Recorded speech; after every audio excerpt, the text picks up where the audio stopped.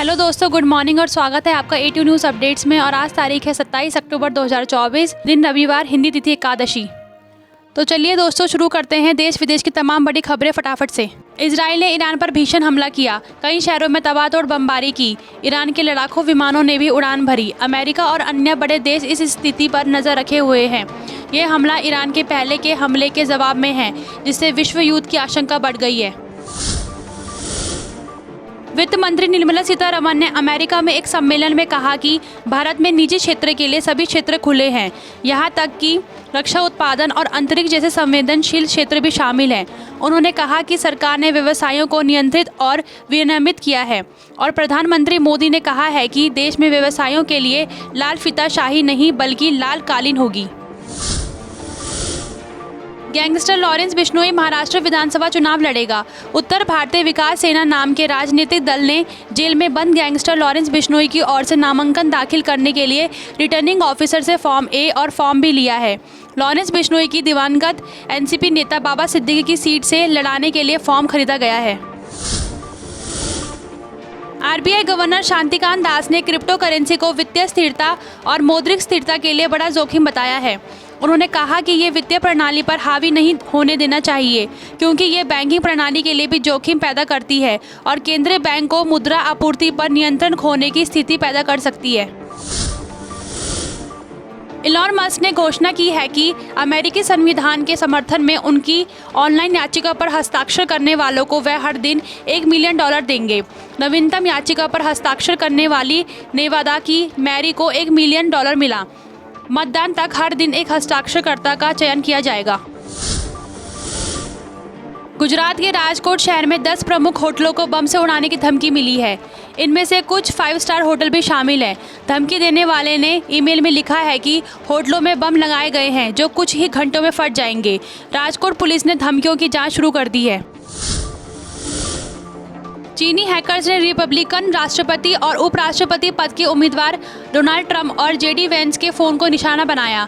अधिकारी ये पता लगा रहे हैं कि क्या हैकर्स ने संचार डेटा तक पहुंच बनाई। हैकिंग वेरिजन फ़ोन सिस्टम के जरिए हुई थी। कमला हैरिस के अभियान सदस्यों के फ़ोन पर भी हमला होने का संदेह है। भारत के पूर्व क्रिकेट कप्तान MS धोनी को झारखंड में बड़ी जिम्मेदारी सौंपी गई है। वह आगामी विधानसभा चुनावों के लिए झारखंड के ब्रांड एम्बेसडर बनाए गए हैं। धोनी ने चुनाव आयोग को अपनी तस्वीर का उपयोग करने की अनुमति दी है, जिससे उन्हें मतदाता जागरूकता बढ़ाने में मदद मिलेगी। भारत और चीन की सेनाएं पूर्वी लद्दाख से पीछे हट रही हैं। दोनों देशों के बीच 21 अक्टूबर को हुए समझौते के बाद ये कदम उठाया गया है। अस्थायी टेंट और शेड हटा लिए गए हैं और गाड़ियां, मिलिट्री उपकरण भी पीछे ले जाए जा रहे हैं। पेट्रोलिंग के लिए सीमित सैनिकों की संख्या तय की गई है। खालिस्तानी आतंकवादी गुरपतवंत सिंह पन्नू ने केंद्रीय गृह मंत्री अमित शाह के विदेश दौरे की गोपनीय जानकारी देने वाले को $1 मिलियन देने की पेशकश की है। पन्नू ने अमित शाह पर कनाडा में निज्जर की हत्या के लिए जिम्मेदार होने का आरोप लगाया और लोगों से CRPF स्कूलों का बहिष्कार करने की अपील की। चक्रवात दाना के ओडिशा तट से टकराने के बाद कमजोर पड़ने के बावजूद पश्चिम बंगाल, ओडिशा और केरल में इसका असर अभी भी दिखाई दे रहा है। IMD ने इन राज्यों में बारिश के लिए रेड और ऑरेंज अलर्ट जारी किया है, जिसमें तेज हवाएं और गरज के साथ बारिश की संभावना है। कर्नाटक के विजयपुर जिले के होनवाड़ा गांव के किसानों को तहसीलदार ने नोटिस भेजा है, जिसमें कहा गया है कि उनकी 1200 एकड़ जमीन वक्फ बोर्ड की है। किसानों ने इसका विरोध किया है, कहा है कि यह उनकी पुश्तैनी जमीन है। उन्होंने जिला प्रभारी मंत्री को ज्ञापन सौंपा है। उत्तराखंड में छात्र संघ चुनाव पर हाई कोर्ट का बड़ा फैसला आया है। हाई कोर्ट ने सरकार के शासनादेश के आधार पर छात्र संघ चुनाव पर दायर याचिका खारिज कर दी। याचिका में कहा गया था कि सरकार ने 30 सितंबर तक चुनाव कराने का निर्देश दिया था, लेकिन चुनाव नहीं हुए। अब छात्र संघ चुनाव इस बार नहीं होंगे। उत्तर कोरिया ने दक्षिण कोरिया के राष्ट्रपति भवन में कचरे से भरे गुब्बारे गिराए, जिसमें राष्ट्रपति यून और उनकी पत्नी की आलोचना वाले पर्चे थे। यह मई में हुई घटना की पुनरावृत्ति है। राष्ट्रपति सुरक्षा सेवा ने बताया कि गुब्बारों में कोई खतरनाक वस्तु नहीं थी। पाकिस्तान के पूर्व प्रधानमंत्री इमरान खान की पत्नी बुशारा बीबी को इस्लामाबाद हाई कोर्ट ने तोशाखाना मामले में 10 लाख रुपए की जमानत पर रिहा कर दिया है। वह 9 महीनों से रावलपिंडी की अदियाला जेल में बंद थी। उनकी रिहाई कड़ी सुरक्षा के बीच हुई। जल्द ही वे पाकिस्तान तहरीक-ए-इंसाफ पार्टी के नेताओं से मुलाकात करेंगी। दिल्ली पुलिस ने लॉरेंस बिश्नोई गैंग के 7 शूटरों को गिरफ्तार किया है, जो हरियाणा में सुनील पहलवान की हत्या की योजना बना रहे थे। पंजाब और अन्य राज्यों से गिरफ्तार किए गए इन शूटर्स के पास से हथियार भी बरामद हुए हैं। सुनील पहलवान एक पूर्व विधायक के भतीजे हैं। सुप्रीम कोर्ट ने आधार कार्ड के उपयोग पर एक महत्वपूर्ण फैसला सुनाया है। कोर्ट ने कहा है कि आधार कार्ड केवल पहचान पत्र के रूप में इस्तेमाल किया जा सकता है, लेकिन ये आयु प्रमाणित कराने के लिए पर्याप्त नहीं है। पंजाब और हरियाणा हाई कोर्ट के एक आदेश को खारिज करते हुए ये फैसला लिया गया है। वाराणसी की फास्ट ट्रैक कोर्ट ने ज्ञानवापी परिसर में एएसआई जांच की मांग वाली याचिका खारिज कर दी। कोर्ट ने कहा कि ये मामला पहले से हाई कोर्ट में विचाराधीन है। हिंदू पक्ष ने हाई कोर्ट में अपील करने की बात कही है। ये फैसला हिंदू पक्ष के लिए बड़ा झटका है। रक्षा मंत्री राजनाथ सिंह ने कहा कि भारत और चीन के बीच सैन्य और राजनयिक स्तर पर बातचीत हुई, जिससे एलएसी में मतभेदों को सुलझाने के लिए समान और पारस्परिक सुरक्षा के सिद्धांतों पर सहमति बनी। यह निरंतर बातचीत करने की ताकत है, जिससे देर सवेर समाधान निकलेगा। दिवाली के अवसर पर कई राज्य सरकारें मुफ्त एलपीजी सिलेंडर वितरित कर रही हैं। उत्तर प्रदेश, आंध्र प्रदेश और उत्तराखंड सरकारें अपने नागरिकों को यह तोहफा दे रही हैं। इस योजना का लाभ पीएम उज्ज्वला योजना के लाभार्थियों को मिलेगा। इससे 1.86 करोड़ से अधिक परिवार लाभान्वित होंगे। आम आदमी पार्टी महाराष्ट्र में विधानसभा चुनाव नहीं लड़ेगी। पार्टी के सांसद संजय सिंह ने यह घोषणा की। अरविंद केजरीवाल एमवीए प्रत्याशियों और झारखंड में जेएमएम के लिए प्रचार करेंगे। यह निर्णय महाराष्ट्र चुनाव के सरगर्मी के बीच आया है। न्यूजीलैंड ने दूसरे टेस्ट मैच में भारत को हराकर सीरीज में 2-0 की अजड़ बढ़त बना ली है। इस हार के साथ भारत का घर में लगातार जीत का सिलसिला भी खत्म हो गया। भारत ने इससे पहले 2013 से 2024 तक लगातार 18 सीरीज जीती थी। जर्मनी में तेजी से बढ़ती बुजुर्ग आबादी और कुशल कारीगरों की कमी के कारण जर्मनी ने कुशल भारतीय कामगारों के लिए वीज़ा कोटा 4.5 गुना बढ़ा दिया गया है। यह कदम अर्थव्यवस्था की गति बनाए रखने में मदद करेगा। 2030 तक 60 से ज़्यादा आयु वर्ग की आबादी 35% तक पहुंच सकती है। दिल्ली की मंत्री आतिशी ने आरोप लगाया है कि भारतीय जनता पार्टी बीजेपी दिल्ली के मुख्यमंत्री अरविंद केजरीवाल की जान लेना चाहती है, क्योंकि वह उन्हें चुनाव में नहीं हरा सकती। इससे पहले मंत्री सौरभ भारद्वाज ने भी बीजेपी पर केजरीवाल पर हमला करने की कोशिश करने का आरोप लगाया था। पंजाब में एक बड़ा एक्शन हुआ है, जहां गैंगस्टर लॉरेंस बिश्नोई की जेल में रहते हुए दिए टीवी इंटरव्यू को लेकर 7 पुलिस कर्मियों को सस्पेंड कर दिया गया है। उन पर ड्यूटी के दौरान लापरवाही बरतने का आरोप लगा है। पंजाब सरकार ने मामले में कार्रवाई शुरू कर दी है। कर्नाटक की एक सेशन कोर्ट ने 2014 में माराकुंबी गांव में एक जातिगत हिंसा के मामले में 101 लोगों को दोषी ठहराया। इनमें 98 लोगों को उम्र कैद और 3 को 5-5 साल की सजा सुनाई गई। हिंसा में दलितों के घरों में आग लगाई गई थी। पश्चिमी उत्तर प्रदेश के कुख्यात गैंगस्टर सुंदर भाटी को हाई कोर्ट से जमानत मिल गई है। वे समाजवादी पार्टी के नेता हरेंद्र नागर और उनके सरकारी गनर भूदेव शर्मा की हत्या में आजीवन कारावास की सजा काट रहे थे। जमानत मिलने के बाद सोनभद्र जेल में बंद सुंदर भाटी की गुपचुप तरीके से रिहाई भी हो गई है। उत्तरकाशी में मस्जिद विवाद ने हिंसक रूप ले लिया, जिसमें पुलिस और प्रदर्शनकारियों के बीच झड़प हुई। 27 लोग जख्मी हुए, जिनमें 8 पुलिसकर्मी भी शामिल हैं। तनाव को देखते हुए प्रशासन ने धारा 163 लागू कर दी है, जिससे इलाके में स्थिति नियंत्रित की जा सके। एनआईए ने लॉरेंस बिश्नोई के भाई अनमोल बिश्नोई पर 10 लाख रुपए का इनाम घोषित किया है। अनमोल पर आरोप है कि वह विदेश में बिश्नोई गैंग चला रहा है। एनआईए ने उसे वांटेड लिस्ट में शामिल किया है, क्योंकि बाबा सिद्दीकी की हत्या के शूटर उसके संपर्क में थे।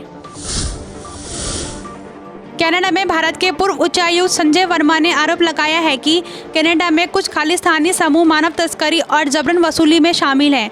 उन्होंने दावा किया है कि इन समूह को कनाडाई सरकार का समर्थन प्राप्त है।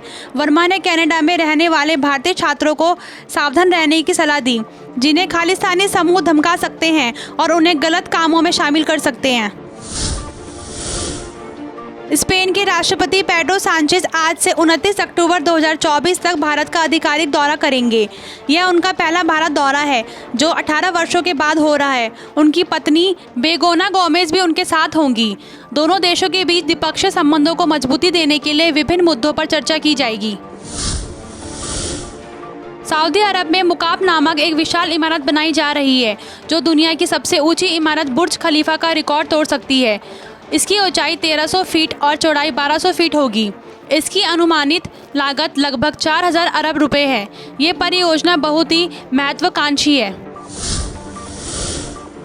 अमेज़ॉन की ग्रेट इंडियन फेस्टिवल सेल 27 सितंबर से शुरू हुई थी और ये सेल 29 अक्टूबर को समाप्त होगी। इस सेल के दौरान कई स्मार्टफोन्स पर आकर्षक ऑफर्स मिल रहे हैं, जिसमें सैमसंग फ़ोन पर 43% की छूट शामिल है। सेल के आखिरी दिनों में और भी ऑफर्स आ सकते हैं, इसलिए अपनी पसंद का फ़ोन सस्ते में खरीदने का ये अच्छा मौका है। गूगल का आर्टिफिशियल इंटेलिजेंस मॉडल जेमिनी 2.0 दिसंबर से लॉन्च हो रहा है। ये जेमिनी 1.0 का अपडेट वर्जन होगा, जिसमें दिसंबर 2023 में पेश किया गया था। जेमिनी 2.0 टेक्स्ट, ऑडियो या वीडियो के माध्यम से वास्तविक समय में उपयोगकर्ताओं के प्रश्नों का उत्तर दे सकता है। सरकार ने कॉरपोरेट्स के लिए आयकर रिटर्न ITR दाखिल कराने की समय सीमा 15 दिन बढ़ाकर 15 नवंबर 2024 कर दी है। पहले ये समय सीमा 31 अक्टूबर 2024 थी।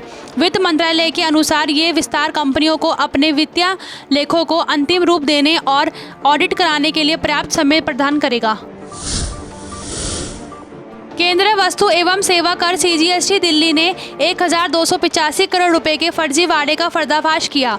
मुख्य आरोपी कपिल अरोड़ा को गिरफ्तार किया गया है। उनके ऑफिस और घर में छापेमारी में 2.5 करोड़ रुपए नकद बरामद हुए और इस मामले में हवाला लिंक भी मिले हैं। स्विगी ने इंटरनेशनल लॉगिन फीचर लॉन्च किया है, जिससे यूजर 27 देशों में सेवाओं का लाभ उठा सकते हैं। इसका उपयोग भारत में परिवार और दोस्तों के लिए रेस्टोरेंट में टेबल बुक करने और उपहार भेजने के लिए किया जा सकता है। लोकल नंबर से लॉगिन और अंतर्राष्ट्रीय क्रेडिट कार्ड UPI से पेमेंट किया जा सकता है। दिल्ली में प्रदूषण में हल्का सुधार हुआ है, जिससे AQI 300 के नीचे आ गया है। अक्षरधाम और इंडिया गेट के आसपास AQI 218 और 237 दर्ज किया गया है, जो खराब श्रेणी में है। हालांकि रविवार को ये फिर बहुत खराब श्रेणी में पहुंच सकता है। स्पेन के राष्ट्रपति पेड्रो सांचेज आज भारत पहुंचेंगे, जिन्हें PM मोदी ने आमंत्रित किया है। वे अपनी पत्नी बेगोना गोमेज के साथ गुजरात जाएंगे और वडोदरा में C295 एयरक्राफ्ट के फाइनल असेंबली लाइन प्लांट का उद्घाटन करेंगे, जो मेक इन इंडिया की एक प्रमुख परियोजना है। भारत का विदेशी मुद्रा भंडार 18 अक्टूबर को समाप्त सप्ताह में $2.16 अरब घटकर 688.27 अरब रहा, जो कि हाल ही के दिनों में सबसे बड़ी गिरावट है। पिछले सप्ताह में भी इसमें 10.746 अरब की गिरावट देखी गई थी। नॉर्वे में सोशल मीडिया उपयोग के लिए न्यूनतम आयु सीमा बढ़ाकर 15 वर्ष कर दी गई है। इससे पहले 13 वर्ष से अधिक आयु के बच्चों को सोशल मीडिया का उपयोग करने की अनुमति थी। सरकार का कहना है कि बच्चों को सुरक्षा के लिए हस्तक्षेप करना जरूरी है। जर्मन अखबार बिल्ड के अनुसार भारत के कारण तुर्की को ब्रिक्स प्लस में एंट्री नहीं मिली। तुर्की ने सदस्यता के लिए आवेदन किया था, लेकिन भारत ने विरोध किया। तुर्की के पाकिस्तान से करीबी संबंध और कश्मीर मुद्दों पर भारत के रुख का विरोध करने से यह निर्णय लिया गया है। दिल्ली उच्च न्यायालय ने विकिपीडिया की कार्यप्रणाली को खतरनाक बताया है।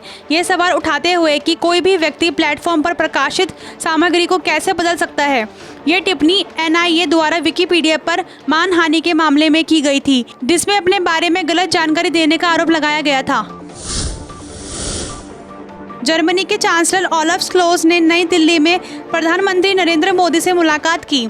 उन्होंने हिंदी में एक पोस्ट में लिखा, हमें दुनिया में मित्रों और सहयोगियों की ज़रूरत है, जैसे भारत और जर्मनी। उन्होंने प्रधानमंत्री मोदी को स्नेहपूर्ण स्वागत के लिए धन्यवाद दिया। इंडिगो एयरलाइन को जुलाई-सितंबर तिमाही में 986.77 करोड़ रुपए का नुकसान हुआ, जबकि पिछले साल इसी अवधि में 188.9 करोड़ रुपए का मुनाफा हुआ था। कंपनी का राजस्व 13.55% बढ़कर 16,969.6 करोड़ रुपए हो गया, जो पिछले साल 14,943.9 करोड़ रुपए था।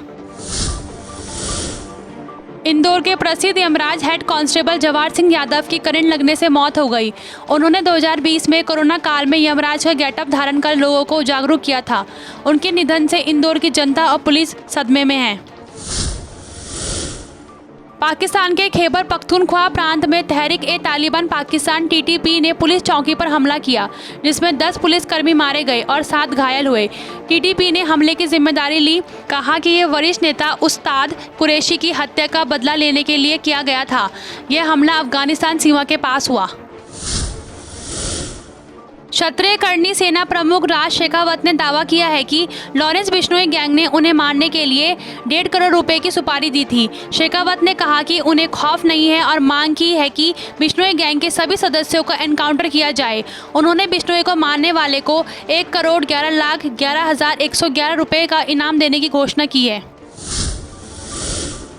सोने और चांदी की कीमतों में इस हफ्ते तेजी देखी गई। 24 कैरेट सोना 605 रुपये बढ़कर 78,015 रुपये प्रति 10 ग्राम पर पहुंच गया, जबकि चांदी 3,517 रुपये बढ़कर 95,800 रुपये प्रति किलो पर पहुंच गई। यह वृद्धि पिछले शनिवार से है।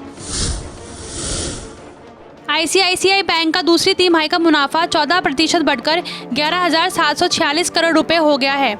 पिछले साल ही इसी तिमाही में यह 10,261 करोड़ रुपए था। तिमाही आधार पर भी बैंक का मुनाफा 6.21% बढ़ा है। यह वित्त वर्ष 2024 से 25 की दूसरी तिमाही के नतीजे हैं। इसी के साथ समाप्त होते हैं आज के देश विदेश की तमाम बड़ी खबरें। यहाँ तक जुड़े रहने के लिए धन्यवाद। हमारे चैनल को लाइक, शेयर एंड सब्सक्राइब कर दें। जय हिंद, जय भारत।